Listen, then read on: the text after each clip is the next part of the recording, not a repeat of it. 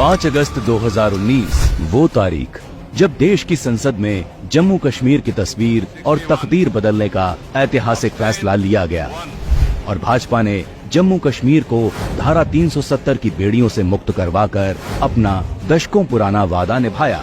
इस एक फैसले से जम्मू कश्मीर भारत के साथ अखंडता के सूत्र में बंध गया। कश्मीर को धारा 370 से आजाद कराने की शुरुआत हुई 1950 से, जब डॉक्टर श्यामा प्रसाद मुखर्जी ने सबसे पहले अनुच्छेद 370 के विरोध में आवाज बुलंद की थी और जम्मू कश्मीर के लोगों के सामने संकल्प लिया था कि या तो मैं आपको भारतीय संविधान प्राप्त कराऊंगा या फिर इस उद्देश्य की पूर्ति के लिए अपना जीवन बलिदान कर दूंगा। लेकिन नेहरू शेख अब्दुल्ला की दोस्ती में इतने अंधे हो चुके थे कि उन्होंने अनुच्छेद 370 के मसले पर सरदार पटेल की सलाह को भी ये कहकर मानने से इनकार कर दिया कि कश्मीर के मुद्दे पर गोपाल स्वामी अयंगर के अलावा किसी और के हस्तक्षेप की आवश्यकता नहीं है। इसके बाद सरदार पटेल ने नेहरू के आर्टिकल 370 के फैसले पर कहा था कि जवाहरलाल एक दिन रोएंगे। अनुच्छेद 370 के कारण भारत का हिस्सा होते हुए भी अन्य राज्य के लोगों को जम्मू कश्मीर जाने के लिए परमिट लेना पड़ता था।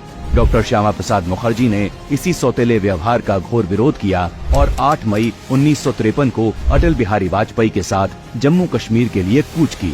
बिना परमिट के जम्मू कश्मीर की सीमा में प्रवेश करने पर बौखलाए कश्मीर के तत्कालीन सीएम शेख अब्दुल्ला ने डॉक्टर श्यामा प्रसाद मुखर्जी को गिरफ्तार करवा लिया। 40 दिनों तक डॉक्टर श्यामा प्रसाद मुखर्जी जम्मू की जेल में बंद रहे, जहां उनके साथ कैदियों से भी बुरा बर्ताव हुआ और 23 जून 1953 को रहस्यमयी परिस्थितियों में उनकी मृत्यु हो गई। डॉक्टर श्यामा प्रसाद मुखर्जी की मां योगमाया ने अपने बेटे के निधन को हत्या बताते हुए नेहरू से जांच की मांग की, लेकिन नेहरू ने उनकी मां के पत्र पर ध्यान तक नहीं दिया। भारत की अखंडता के लिए डॉक्टर श्यामा प्रसाद मुखर्जी ने अपना सर्वस्व न्यौछावर कर दिया, लेकिन मोदी सरकार ने डॉक्टर मुखर्जी के दिए नारे नहीं चलेगा एक देश में 2 विधान 2 प्रधान और 2 निशान को पूरा किया और जम्मू कश्मीर को आर्टिकल 370 से मुक्त कराया। 2019 में कमल द्वारा किए गए कमाल से आज हर कश्मीरी का सालों पुराना सपना पूरा हो रहा है और जम्मू कश्मीर विकास की